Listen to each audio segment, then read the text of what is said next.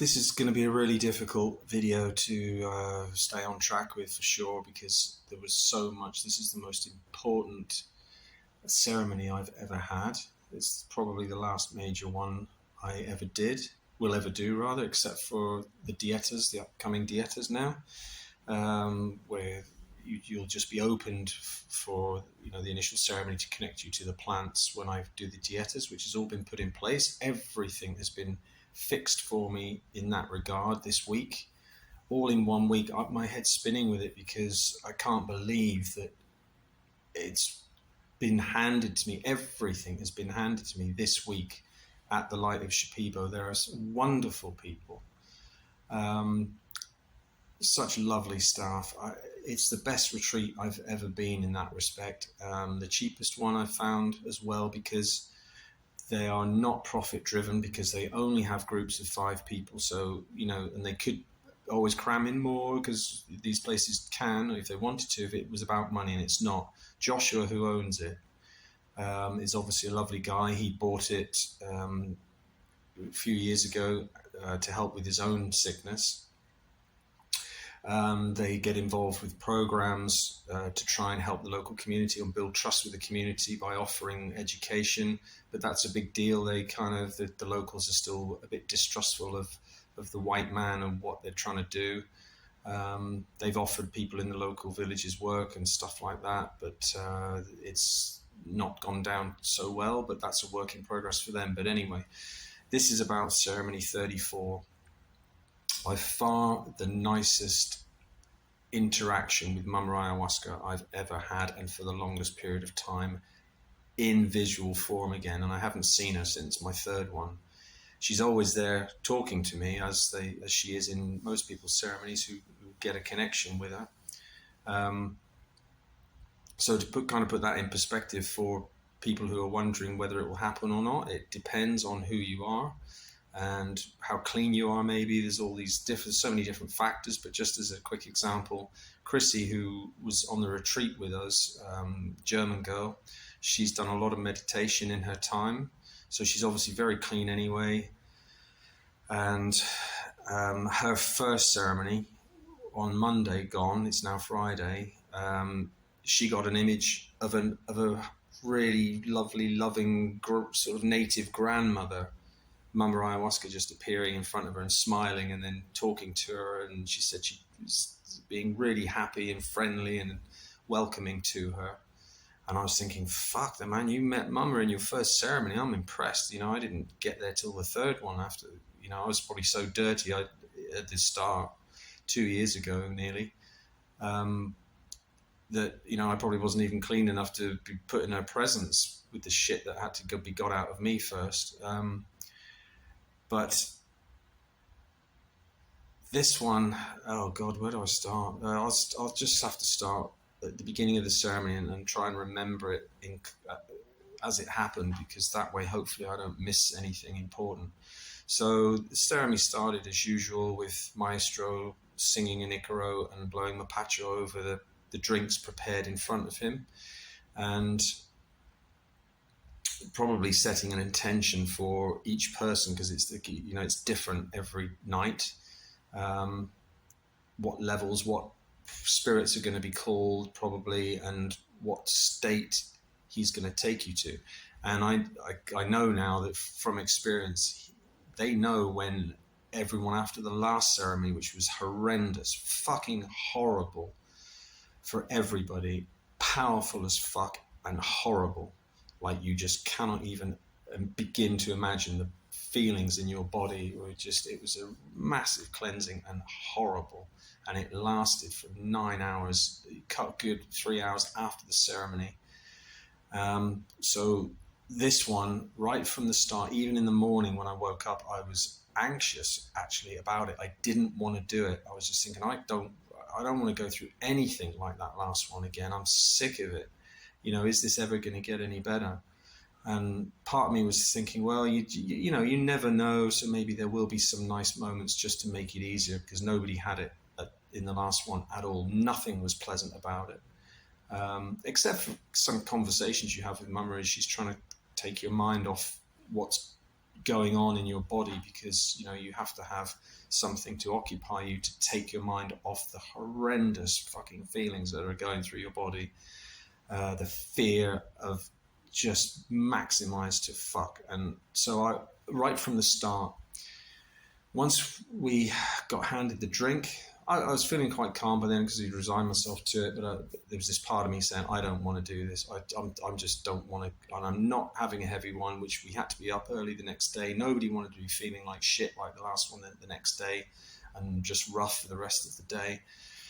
But anyway, they plan it because we had to be out at 10 o'clock, and they know as well, in retrospect, that everybody has to be functional in the morning, and it's all taken into account. It's just amazing how they know, or the shaman knows, Shaman Hierro. He is super powerful and a lovely guy. And so we had this drink, and it was a pretty big cup to start. Obviously, they say, after maybe the first hour or so, you'll be offered a second cup. And I was just going, no fucking way. I'm not going to be having another one tonight. And they know that. So they give you enough in the first one anyway. And nobody had a second cup that night. Me, Ivan, Bettina, or Chrissy. None of us did, because it was strong to start. And it tasted fucking horrible. It was the most... just yucky, fucking strong taste I've ever had. And normally I don't rinse my mouth with water after I've drunk it, but I had to 2 or 3 times with that one. It was just fucking horrible. Just swilling my mouth and then just spitting it out. And it just kept making me shudder and just like, oh, fucking hell, it's just, yeah. And eventually then, I just smoke a mapacho, help take the taste away. Everyone lay down in the dark. And then once I'd smoked my mapacho, I thought, right, okay. Tried to clear energy, and I thought, I just don't want any bad energy around me. I just can't. I just don't want to do this. And then settled down, wondering what the fuck was going to come. But my fears were over-exaggerated, because in actual fact, it was not bad at all. It was very strong, but it wasn't massively unpleasant. But the initial start, when it hits you after about the first half an hour, and you feel the effects coming on, and the first icaros are being sung, and with experience you're becoming aware, waiting for what first entity is going to be brought into the Maloka space and into your visions. So he, as usual, he's singing for the Doctorcitos, the little doctors. But it was different this night. It wasn't particularly colourful. The fractals weren't so strong as the other night, which were really pleasant in that respect, because you could lose yourself in the colours and just the beautiful shapes and everything. But this one was much more just a physical thing for me. My body, this time, I've never had so much physical movement and being physically moved around. Normally everyone's just very still. Most of the rest were actually, but I was really physically moving a lot, and sort of to get, part of the process of it working. So when the trembles started, and for me after the last one, it was similar. Once a slight feeling of cool comes, but I was actually hot, which is really good because I used to freeze to death in all the ayahuasca ceremonies. But I know now that this is just to get your body agitated, the initial rush of anxiety and your heart going over 200 BPM, the fear starts. You don't feel adrenaline, but it's anxiety instead. And then the trembles were just started my whole body, and I was just literally, and I thought, you just got to, this is great. This is what I want to happen. I know I have to get through that initial horrible feeling just so that your physiology helps to burn off that initial rush of all of those chemicals that are started right at the start of the ayahuasca hitting your system, with the fear and the anxiety that always causes just trembling. And so I just went with it, and I was just happy to have my wrist was just quivering like that, and my whole body was shaking, and especially down my legs, and just thinking, this is all getting right deep into the deep nasty shit that's really ingrained deeply in me after 40 years of shit and trauma. And so I just see this as just thought, this is great. I'm quite happy for this because I know what it is. It's unpleasant, but just it's good to have something to do, or just to keep your body shivering and get this stuff out. And then finally you do go past the stage where it's almost like you've done an exercise and you burn off energy, and then you start to get sort of, in exercise you get an endorphin release that then is just calms your whole system back down, and then you can just start to concentrate on, well, not even concentrate, you're just allowing everything to happen, just, and trying to stay as relaxed as possible, just going, this is the process, as horrible as it is at the start, until the power, the visions come on really strong to occupy you and keep you interested. But it wasn't particularly, there was nothing really strong visuals with this one at the start. And I was all kept saying, oh, fuck, I don't want to do this. I just don't want to do it. I want it to be over as soon as possible. I just want to go to bed. And I just can't take it. I've had enough. And I'd said to Gino and Hiero during the day when they were talking to me about my future dietas, I said, I'm just done with ayahuasca now. I've done so much of it, and I just don't want to go through that shit again. And hopefully, and they'd said to me, they said, you were right about this when I said about my rash around my crotch, the last remaining sort of eczema bits that itch the fuck out of me at times, and it drives me nuts. He said, Mama's saying now it's time to move on. He said, after all the beautiful things you said, he said, you're definitely ready now. It's Mama's handing you over. You're right about the dietas. It's now trying to do a different form of medicine to get the next level of cleaning and really mop up the physical things that have plagued you for so long. So anyway, back in the ceremony, what happened? God, there's so much before even Mama. But anyway, I might as well I'm just going to have to do the top of my head. It's not going to be in order. It's just as I think of it. But the most important part was, I've never had so much time with Mama in a visual format for me. I was a little boy sitting on her lap at times, sometimes sort of an older son at me now as I am, rather than the little boy. And we were more or less then on the same scale.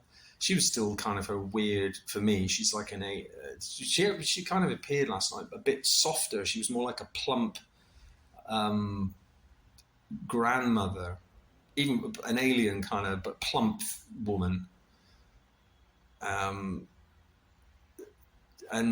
we just, it was so full of joy and love. She was just so pleased to see me. It was incredible. She kept hugging me and just she was so happy. It was just absolutely wonderful. I can't describe the love, and she just kept grabbing hold of me and hugging me. It's so great. You've done so well. And we can move on to the next stage now with your dietas. She said, I'll come and visit you in the dietas. On the odd, when you do the odd smaller ceremonies in dietas, they're not cleansing, they're not like normal retreat aisle cleansing ceremonies. They're just for the opening up at the start of a dieta to connect you to the particular plant. And she reiterated again, look, don't think about money. Just forget you getting low on money. I've provided you with this family now from this retreat. Everybody is here to help you. And that's what they've been like all week, setting me up. As soon as I mentioned what my plans were, they said, yeah. And Hero, after a couple of days, when he came back, as they'd obviously made plans in the background, he said he's really happy to take me on himself, rather than right at the start, he said he'd try and contact his own people who trained him. But then, I suppose through the week and what they see of everybody, and just in the chats after ceremonies he always asks about what people saw or what visions they had and what they got from it. And it was wonderful because this morning we did have time for a quick chat, all of us, one by one. And when I told him and Gino that I was sat on Mama's lap like a little boy, and I said it was wonderful. I said, so happy. It was just a fantastic experience. And, he said, Maestro said, not many people get to see Mama Ayahuasca like that. He said, I think you're now ready for an apprenticeship with the plant medicines. And I just couldn't believe what I was hearing. It was just like, what the fuck? And he said, you will be coming and staying with me in my house, in my village. He said, they provide him as the shaman in the village with a piece of land that's his for him to use. He said, and if you want, you can build your own little house on there eventually in the dietas if you want privacy. He said, but first you'll be staying in my house.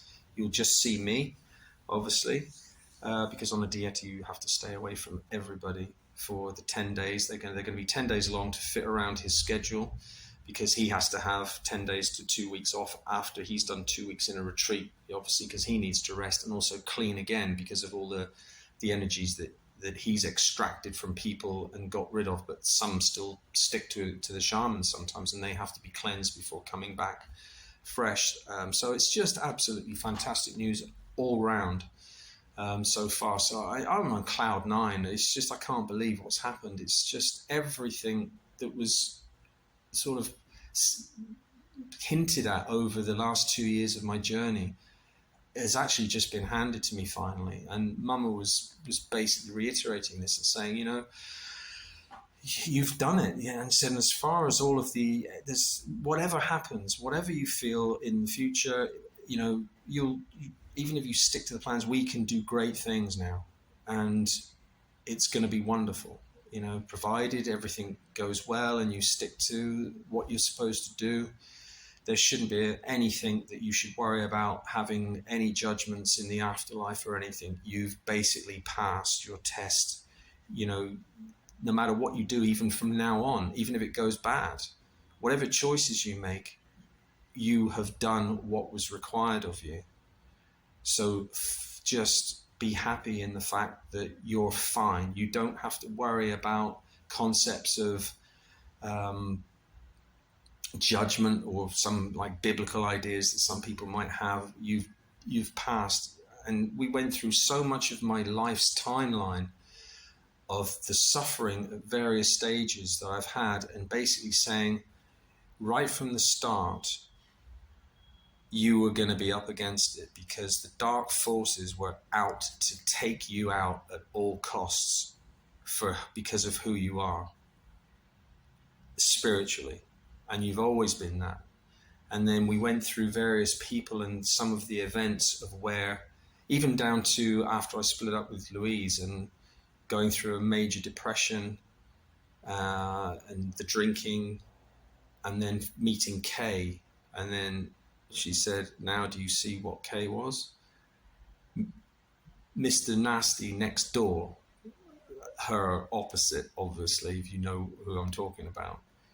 She said, him and his hordes were always going to be attacking you, and they always will, because they don't want you to succeed. And it's the same with everybody. The temptations are put in your place to make you fail, and you've succeeded. And I said, but how could you, you treated me so badly. She said, yeah, because you had to go to prove that you were capable of withstanding it, and you have.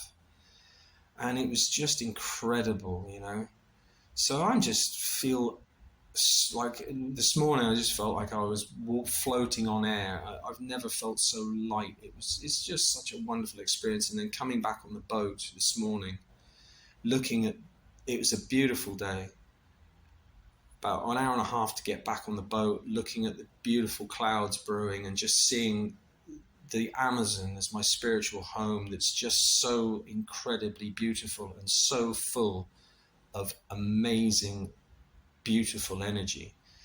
And after the visions last night of having, she showed me just so much about the workings of the universe. I got insights into the majesty and the complexity. And this last week, she's been hinting at the idea, because I've been wondering about sort of like the hierarchy that goes on in these realms. And she's been hinting that there is the master architect above them all, because he designed the whole thing, right down to every tiny little insect and creature. You can see them as little machines, like future nanobots, almost metallic little creatures that are machines.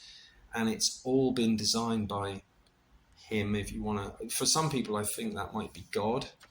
Because up till this week, Mama Ayahuasca was God for me, or an aspect of supreme consciousness.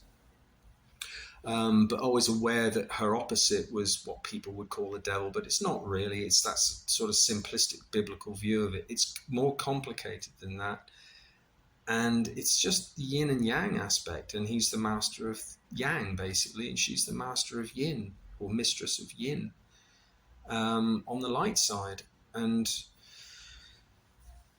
this sort of aspect of, all the little mini demonic, just dark energy. They're like little, I had an image the other day about them like being gobs of black snot that stick to you in normal day-to-day life, just to try and cling on, because they're parasites, and they try and feed on you, on your white energy. And they're there to sort of build up and get stronger and stronger. And as people who watch my videos know of my past experiences and my encounters with demonic energy right from ceremony 1.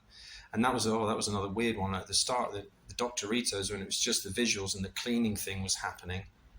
And actually, the face of Jack with his beard appeared like just a small circle of, this is the view, my vision, this screen is my vision, just like a small face about this big of him just appeared. And that really freaked me out for a minute, because I thought, what the fuck is he doing here?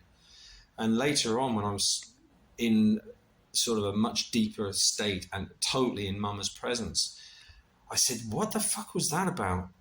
Anyway, what the fuck was he doing there? Why that? Then she said, it's a reminder. She said, Mr. Nasty next door, he's as powerful as me, and he has his tricks as too. He can still pop into my world occasionally, to, do his mischief. And that was a reminder, basically, that he can always pop into people's lives and create negative aspects or just bad things to try and occur. But mainly it's about temptation, like the stories of Jesus in the Bible, and it's the same for everybody. Everybody will always have these temptations. But the point is, certain people have the innate strength. Now, I don't know whether that's anything to do with past lives and accumulated experience of reincarnations. I don't know. I've never had any insight into that. Just obviously, that's just cultural aspects. But of course, you wonder about them, because humans have had to deal with this stuff from day one. So anyway, but then he disappeared. I just sort of dismissed it with just like, I'm going to forget about you. And then at that particular point, I was really struggling anyway in the earlier stages of the cleaning, just to kind of get the whole thing going. But the first hour went really quick once all that shivering and everything, and that particular event had happened, and I dismissed it. And then I was really struggling with some physical effects. And at one point, because you're really dehydrated, and a couple of times I felt like I couldn't swallow, and I almost got a panic thinking, because I couldn't quite catch a breath. And I had to regain that, and it took a lot of effort to try and Mama intervened and said, just breathe, just get back in control. You know how to do it. Just don't worry about that breath you couldn't get a minute ago. You want to take the deep breath to kind of get back in control. Don't worry about that breath now. Just breathe normally. Get your Buddhist breathing happening. She said, I'll help you count. Come on, just get back into your focus. Do your one breath, counting the ones and then the twos and then the threes up to 4. And then I purged with a yawn. I yawned quite a lot last night, because yawning is a major form of purging, along with tears, which I haven't had very much in my experiences. But last night there was a lot of water coming out of my eyes, which again is another form of purging.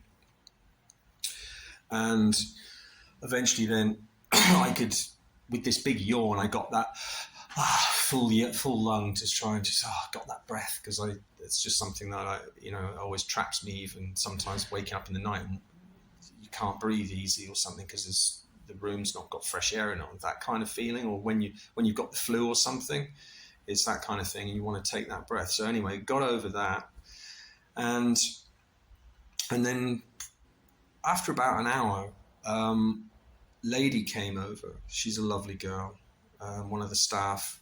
Her and Antonio are the facilitators, and lady came over with a light. It went pretty quickly, actually, because I knew that everybody was just thinking, fuck, oh God, there's only maybe an hour in, we've got fucking another 6 hours of this. It's just, I don't want to do it. I don't want to go through this again.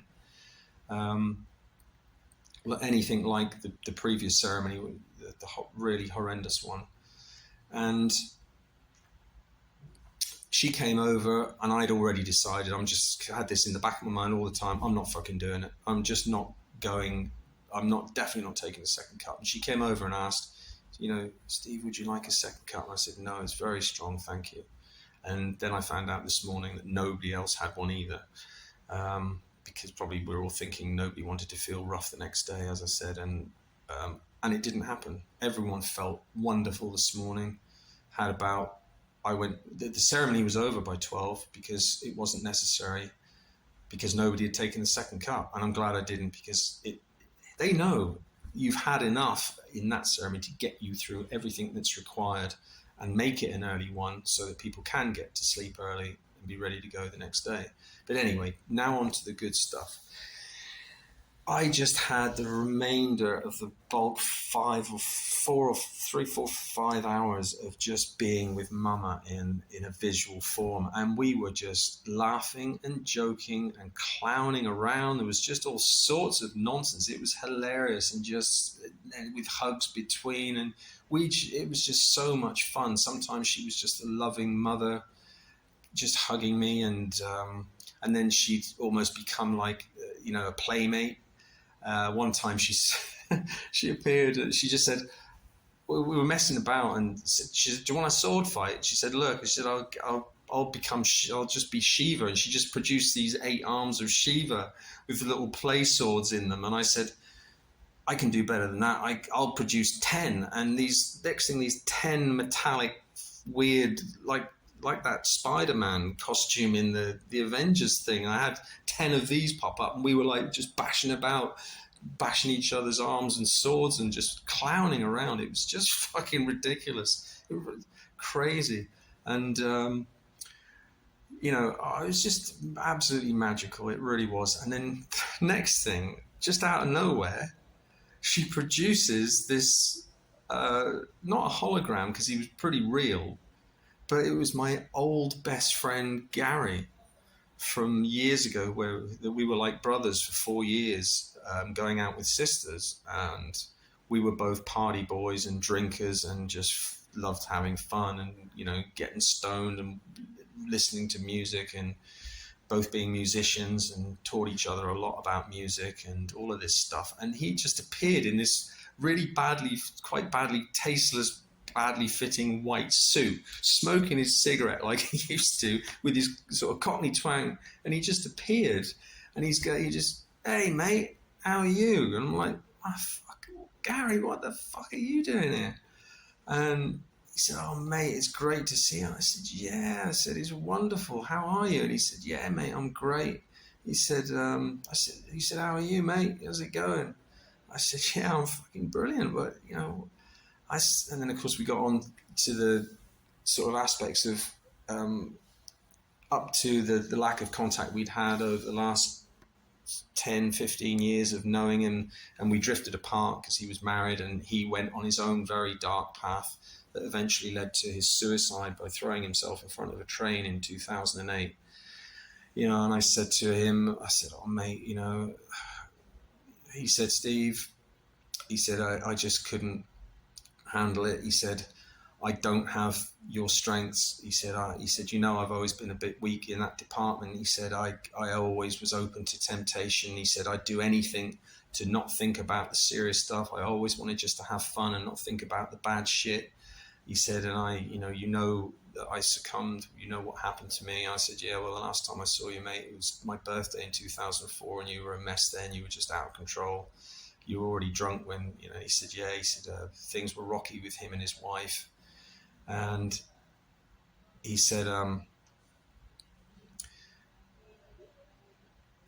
know what my wife did about that one little thing that really stuck with him, that she really manipulated to put a rift between us, as far as his relative sort of shower.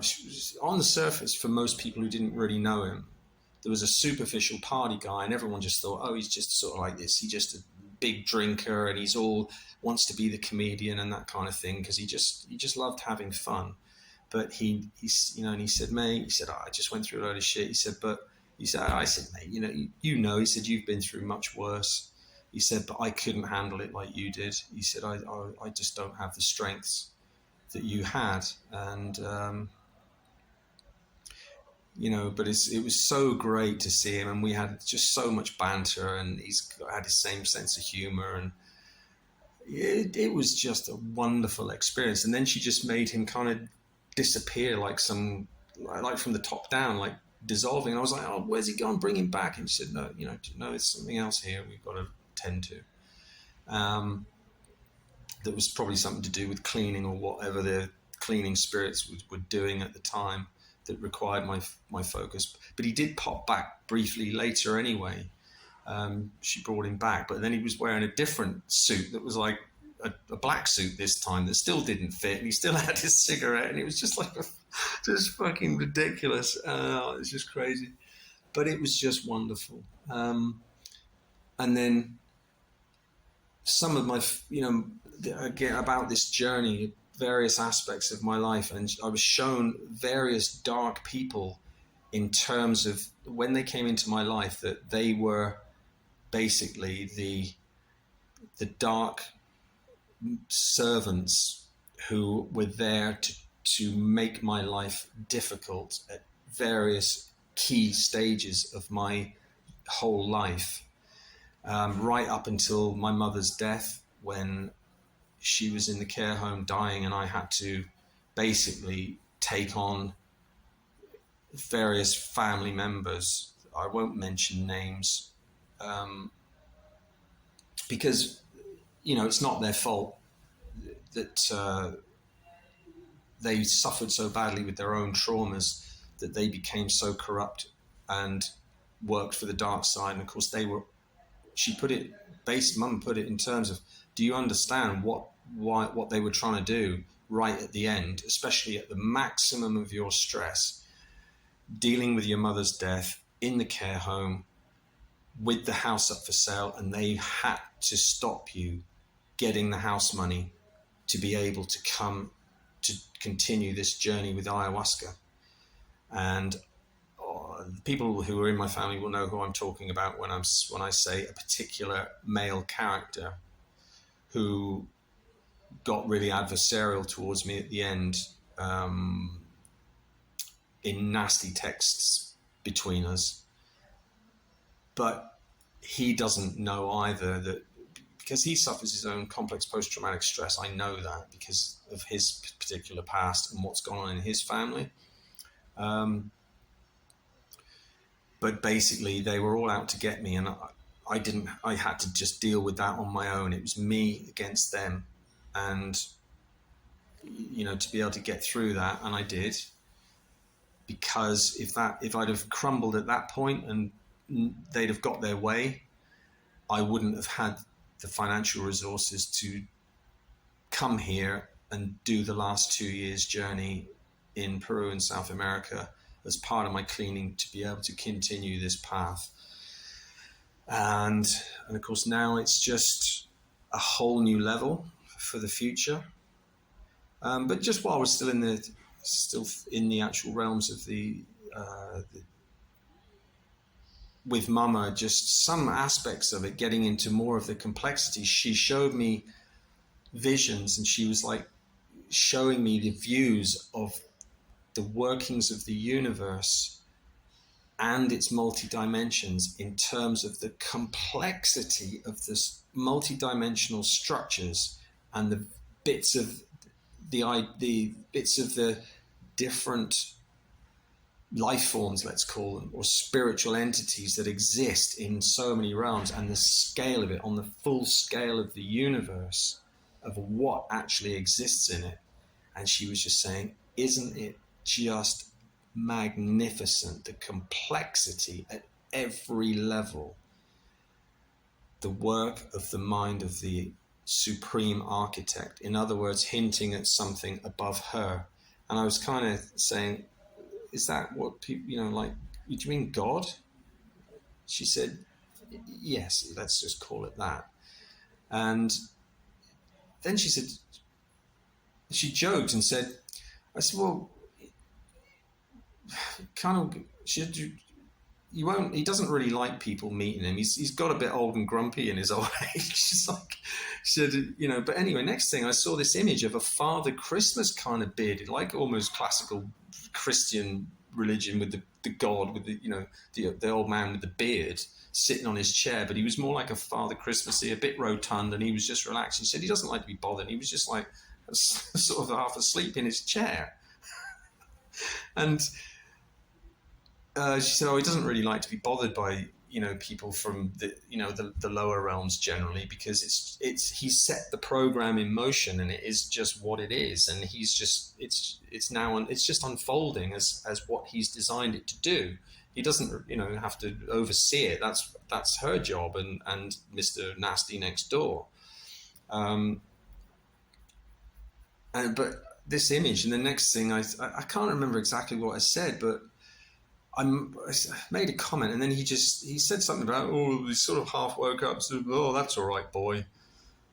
And then he coughed or something, and like a breath of clouds came, and he just said, have some God breath, or something weird like that. And I just thanked him for it. I said, I'm sure anything coming from you, sir, will be full of absolutely wondrous beauty or something to that effect, and then he was gone again. It was just weird, but it was just such a jovial experience. I've never been so happy and then Mum would grab hold of me again and give me a hug, and she was so happy to see you, and it was just absolutely wondrous. And that's just a tiny fraction of the 4 hours or 3 or 4 hours that I was just with her permanently.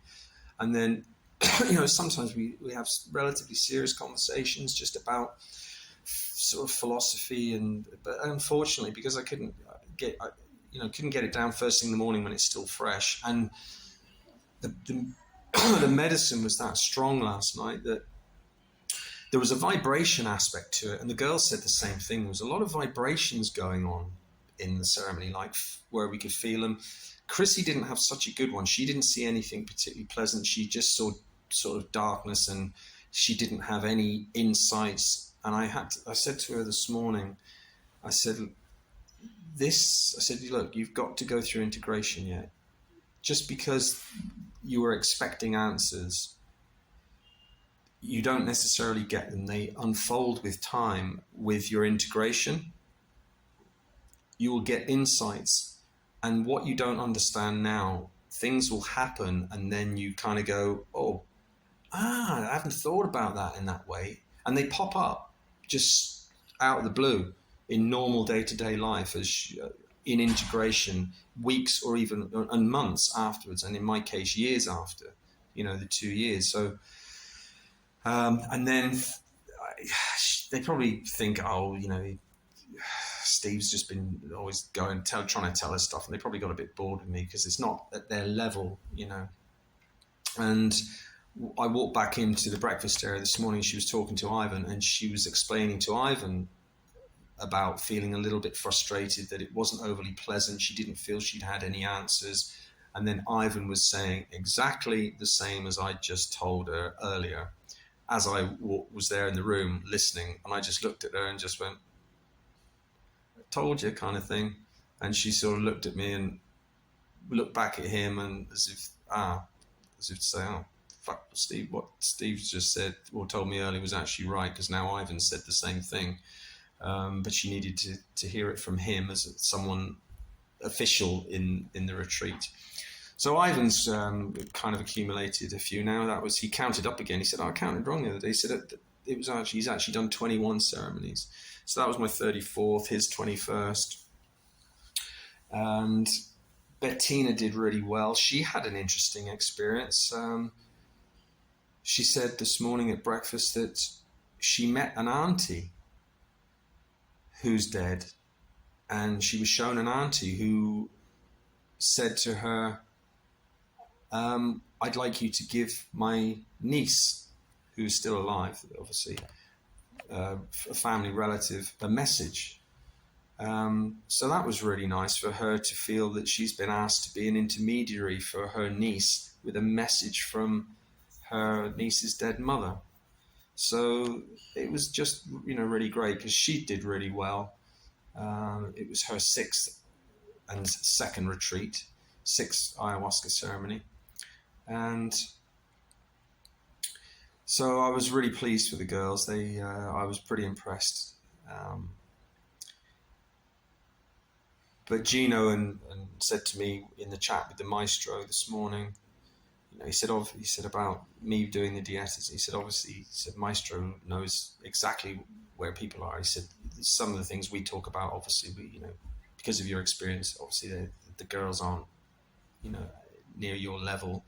They're only just starting. He said, but and that's when he said, so maestro feels he wants to take you on, and feels that you will become an apprentice of the plant medicine. I don't really know what that means, because we don't have time to go into details, because obviously I'll be with him a lot anyway, and I'm sure there's going to be so much more to unfold. So they're just the really basic highlights, because I can't remember so much of it now, but just personally for me, it was just such a wonderful experience. And this is now, for people who are thinking of doing ayahuasca, depending on what you're here for and your level, most people, we've had these conversations in the retreat this week with the staff saying, most people probably, when they do their initial research, and they're probably still under the illusion that you can just, because it's a lot of money and it's a big deal for people to come to a retreat and do 2 weeks. And probably people have too many high expectations, because they don't understand the level of dark energy attachment that comes with people in the West. And depending how severe your background's been and how infected you are, it can take a fucking long time and a very long process. But if you've been given the calling to come, anyway. But just to reiterate, to kind of change people's perception about coming and just being able to do, I don't know, it's difficult, because they'd be thinking, it's going to be a lot to save up for £3,000 to come and find a good retreat and then do it. And then, it's going to heal me and I'm going to be good for the rest of my life. It will give you a massive sort of, probably, 70, 80% real massive initial clean to make the next stage of your life so much better. But then the choice is yours afterwards. You have to change your life, your social structure, your diet, if you're going to continue. Otherwise, you will fall back into the same routine. And I know it's difficult, because people have obligations with family, as I've said probably before many times, and I'm obviously working to get the money up and stuff, and they have other obligations. But if you're called to the path because of your situation, you will want to continue it. And like for me now, I just accept that my diet is completely different. And for me, I said to Chrissy this morning on the boat, they were talking about, I can't wait to get to a cafe, and can we have cheese? And Maestro said on the boat, he said, said, yeah, you're on cheese. And I was thinking, so other people at different retreats have told me that dairy is off. I said, because she asked about cheese and yogurt, and I said, I find 0% sugar liquid yogurts in supermarkets and stuff, and I've always been fine on it.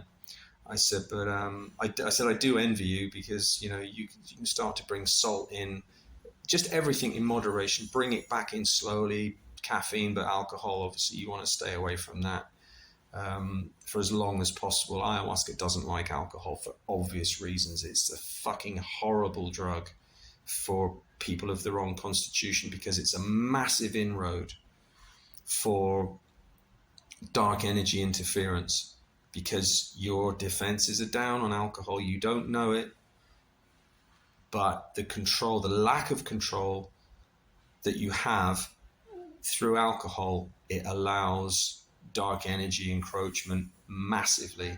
And then, of course, they just build on that.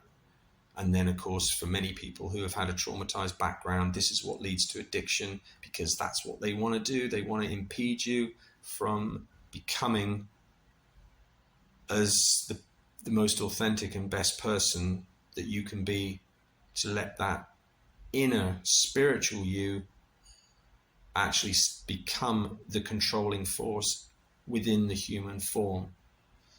So anyway,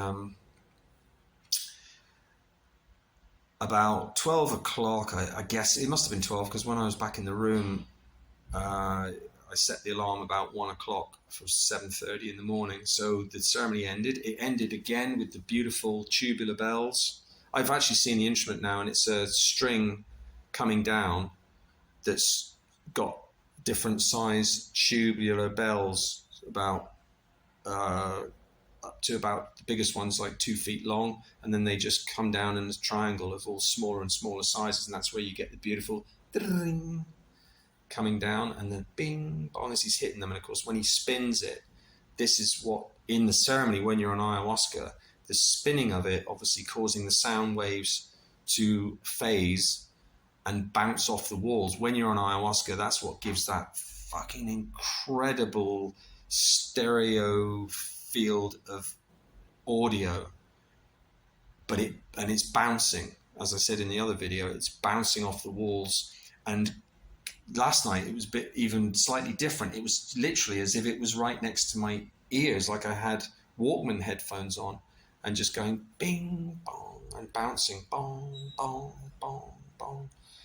It was just absolutely wonderful, and it's such a beautiful tone. You can see why a lot of the religions, like the Buddhists, have their bells and those gongs that just resonate for ages when they're hit, and it's such a pure frequency of a beautiful natural vibration, and it's just so floaty and relaxing.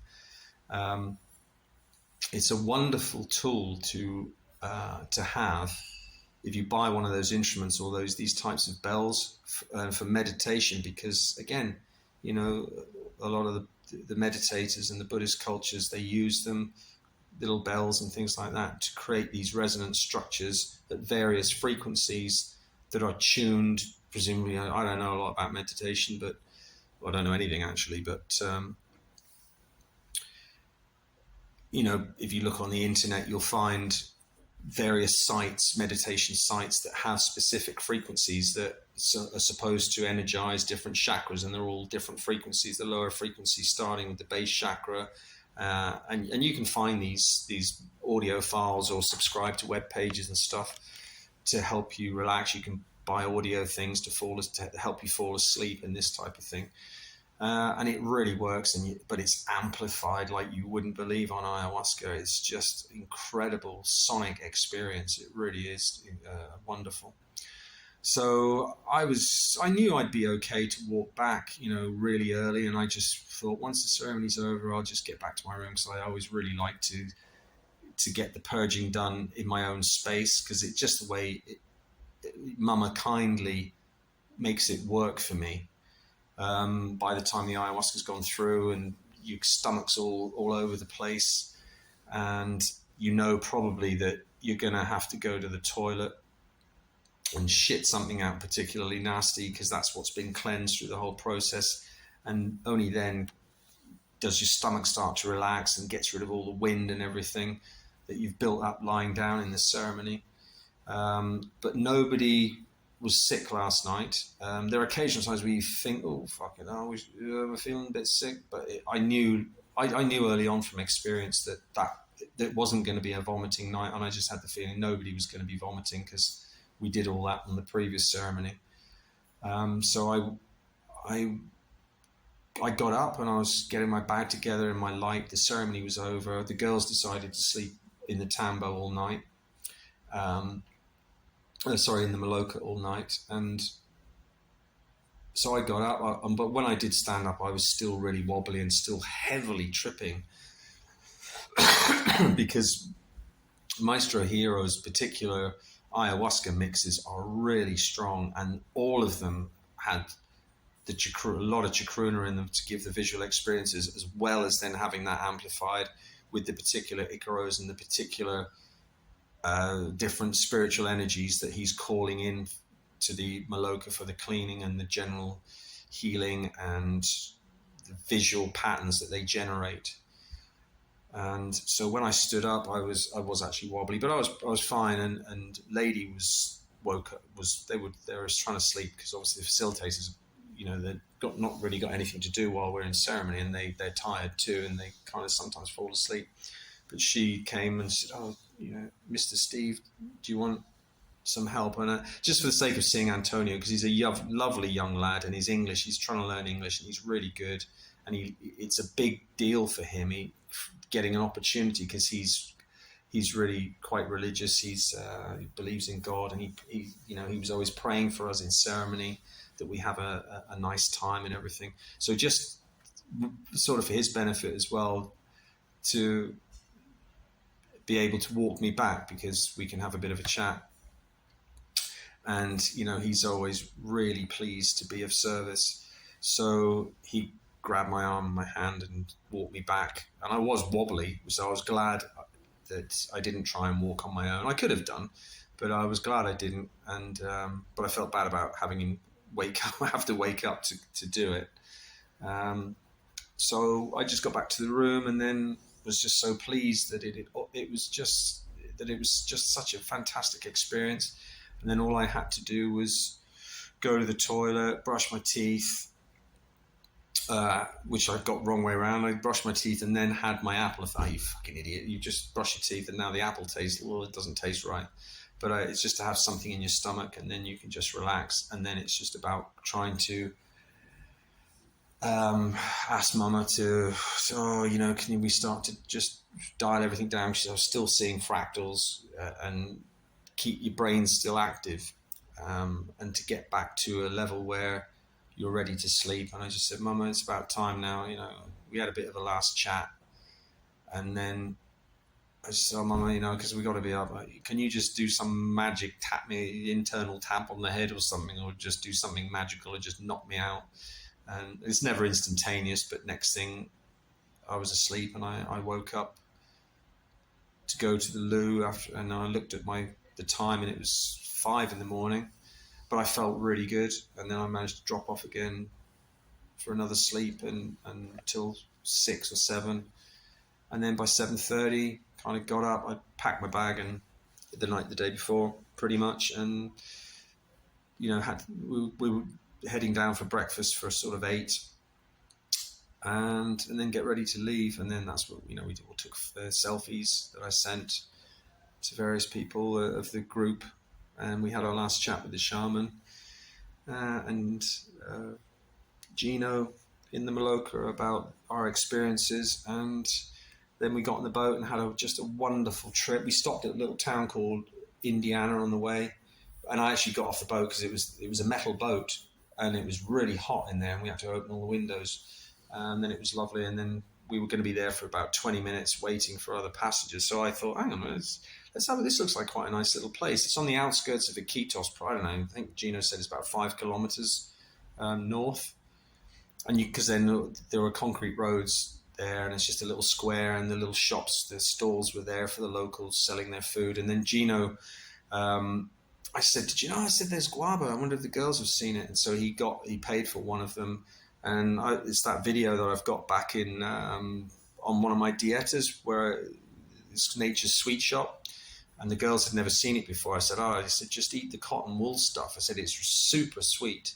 So we all had they munched a load of that, and I just had one piece, but it's very sweet. I'm not really into sugar anymore because I stopped completely about 8 months ago. I don't have any sugar at all in my diet because it's not good for my eczema.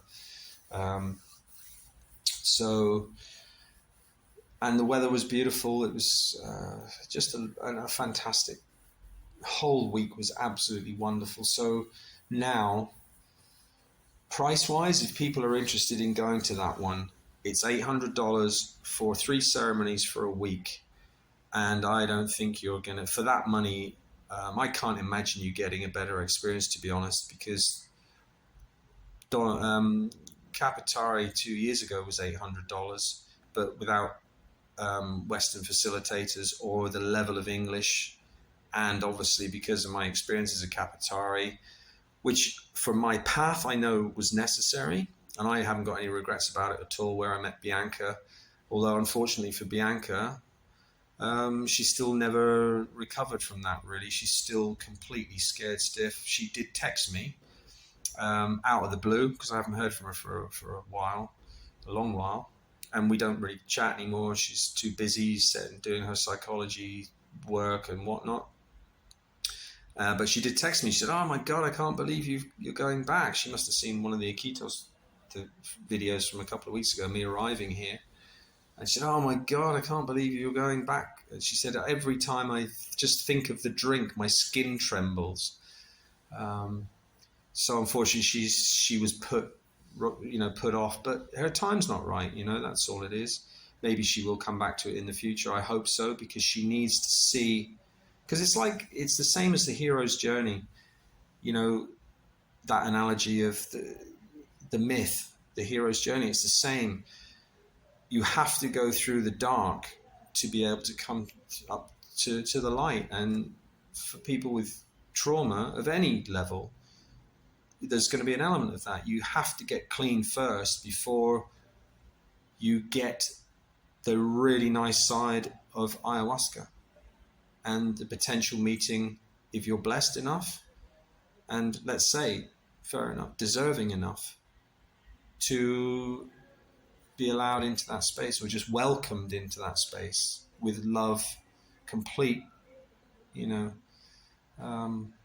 unconditional love. And that's what it is. And I'm just a completely different person now when I think back to the mess I was when I first arrived 2 years ago. And it's cost a lot of money, but what price? Health, or to be able to actually have anything like happiness in your life. So onwards now, starting next Saturday. Maestro Hierro is going to WhatsApp me next Saturday when he's ready for me to meet him and start my dieta. So there'll be a whole new chapter. I will have internet connection because they do have phone signal there, so I'll be getting a local SIM card, and always just make sure I've got enough data on it for the tuk-tuk, for Google Maps and stuff like that to get there, and live in his village. And if it's anything like a lot of the villages that are on the outskirts of Iquitos, they're usually, they're not like the people in the center of Iquitos, because it's a city. It's 600,000 strong now, Iquitos. There's a lot of people here. It seems to have done really well in the last couple of years. Education seems to have improved a lot. I'm meeting so many more people that have learned really good English, and the youngsters, particularly in their sort of 20s, that have been to college, and they're like Antonio, the young guy. He's about 24, and he's just so full of enthusiasm, and he works really hard. And every client who comes to their retreat, he makes little videos to show his parents, because they're really proud of him for getting himself educated enough to be able to have the opportunity in a retreat. So this seems to be really expanding, and it's really good news, because it also helps change many perceptions of a lot of people's wariness, probably for very good historical reasons, going right the way back to the Spanish coming here 400 or 500 years ago, and the controlling white man sort of mentality and the lack of trust of Westerners, and in the worst case, quite a lot of resentment, because there's cultural perception, as I've said before, in many cases, is this perception that Westerners get given everything for nothing, because they don't understand, they've never been there, so they don't understand, Western capitalism and how hard people have to work to keep their head above water, and the price that they pay for that horrible lifestyle, which is running on the hamster wheel, for the vast majority of people trying to keep their heads above water. And now we know how, with everything collapsing and the deliberate mayhem that's been caused by the forces of the dark side to break people down, breaking America at the moment, crashing the dollar, the big change that's coming for the Great Reset, all of this, if you look at it from a spiritual point of view, it's the same war. Like Mama Ayahuasca said to me, she said, it's time immemorial. It's the continuous rotation of yin and yang. It's always been the same, and it always will be. And she just said, from her perspective, it's the analogy of a chess game. She's moving pieces on the board, and so is Mr. Nasty next door. So they're always in constant this balance, this aggression, this war of territorial power struggle between moving the white pieces and the black pieces on the chessboard. And that's the sort of the fundamental mechanism of the universe and how it's working.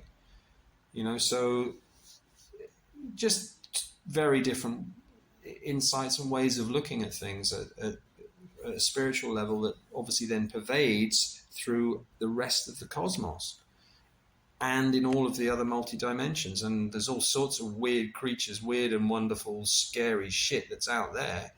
This is why, when you've been around this environment long enough, and where's the book? Where's it gone? Eliade's book. I mean, there's some dark shit in here in the shamanism book, because this is a lot of cultures of the Yakut and Siberian shamanism and Middle Eastern shamanism.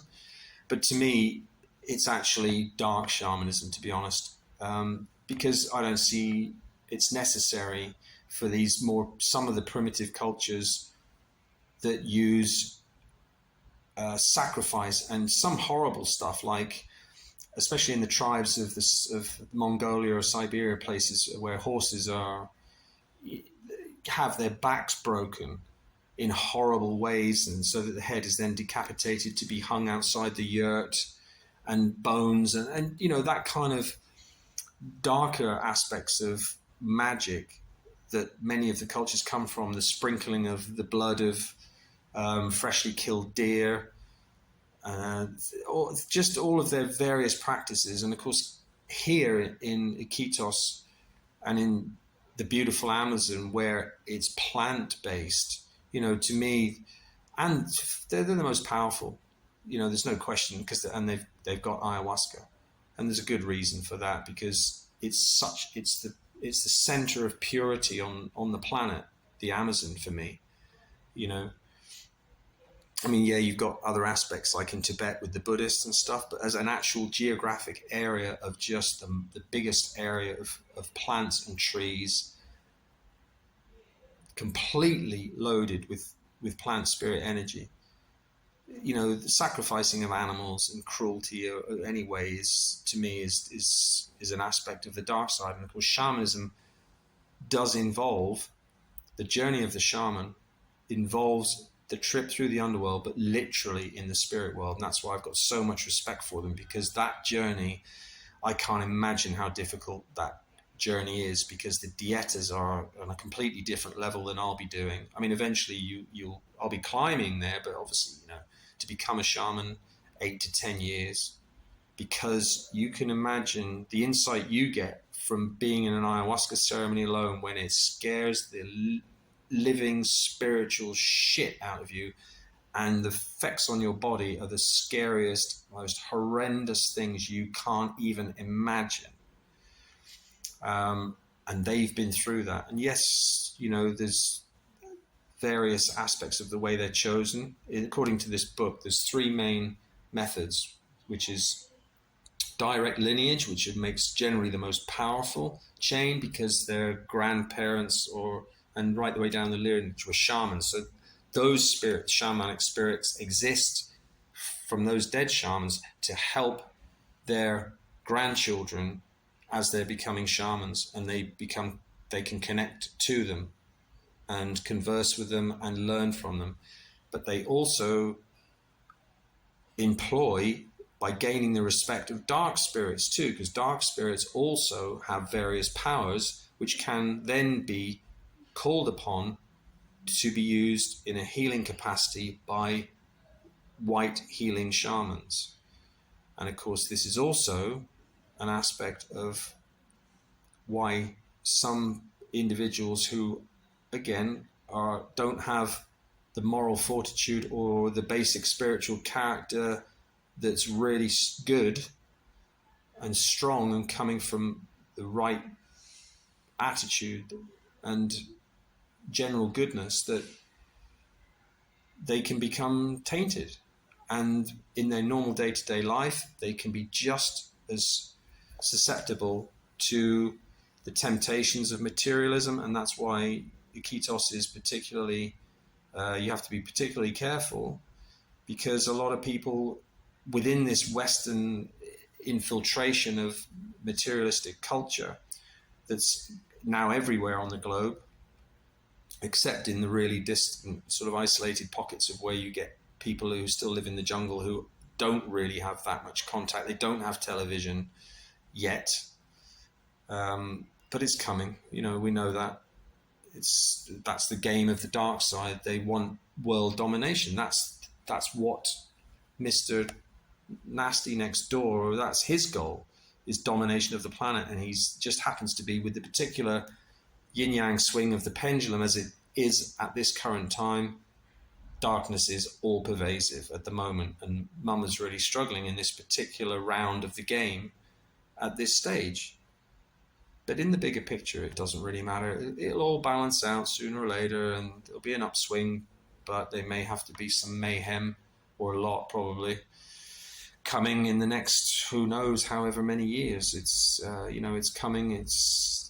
They released their last, in my view, the major last bioweapon was a massive step. It's like almost dropping a spiritual atom bomb.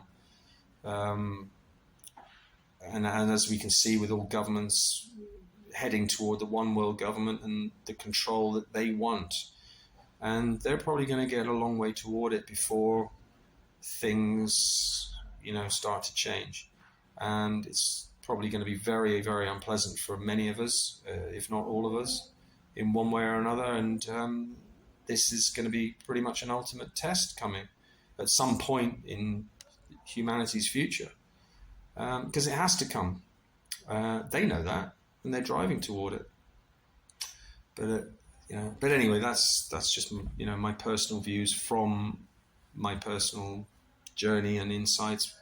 Could be wrong, end of the day, many people will just say, fucking hell, Steve, you've done too much ayahuasca, man. You've gone into some sort of delusional religious state. But it's not that at all.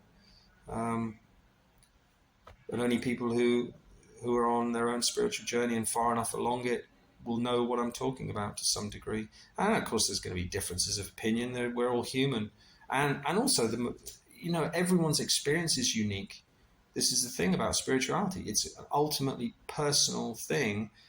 There are similarities in the ayahuasca experience, of course, between people. And that's why, it's so believable that it's absolutely correct, because the similarities are too similar across too many people who experience it. The details can be massively different, and people's individual conclusions are their own to draw.